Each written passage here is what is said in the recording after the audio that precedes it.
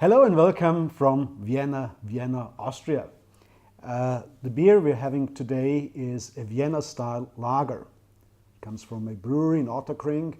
It's by far Vienna's largest brewery, and it's the most traditional one. It was founded in 1837. And that was the time, the 1840s, 1850s, when the Vienna style was invented. It's a bottom fermented lager, some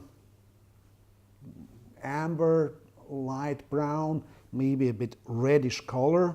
We'll see that when we pour it, but I just admire the label, because on the label you see the old kiln that was used for kilning malt, and that has a relevance because it's a very malty beer style. See how it pours. See, it's, as I said, it's amber in color, light amber. Has a nice foam. But I really love that color, and it has some reddishness too. And the nose is full of this maltiness, although there's a little hint maybe of freshly cut grass as well. So it's sure also a well hopped beer, and yeah, a very rich head, good color, nice aroma.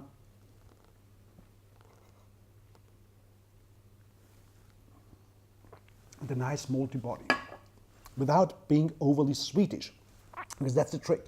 A Vienna style lager should have a malty character. It should have a balanced hoppiness without being overly bitter. And this guy, the brewer here, Tobias Frank, who's the head brewer for Ottakringer, he sort of tried to get it like it was brewed in the old days. Vienna style was a popular beer style in the 19th century, but sort of died out around 1900, 1910. The beer style as such disappeared because Vienna at that time was the capital of the Austro-Hungarian Empire, and that also had another very, very famous beer style that was also Austrian. It was the Pilsner beer.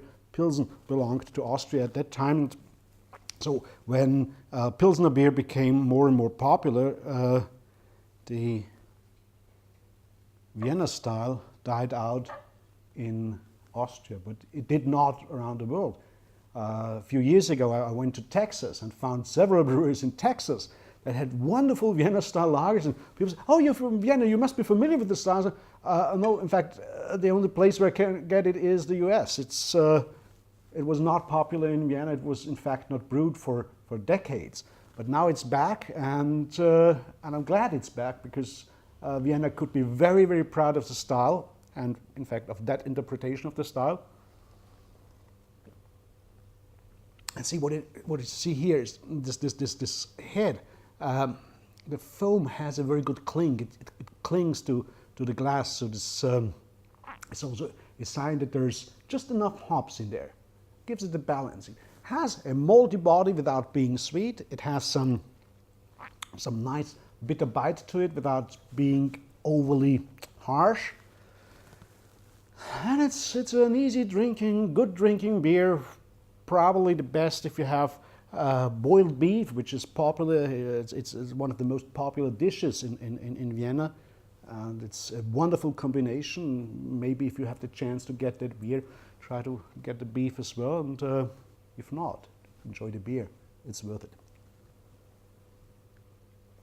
And please join me next week for another Konrad Seidel's Beer of the Week.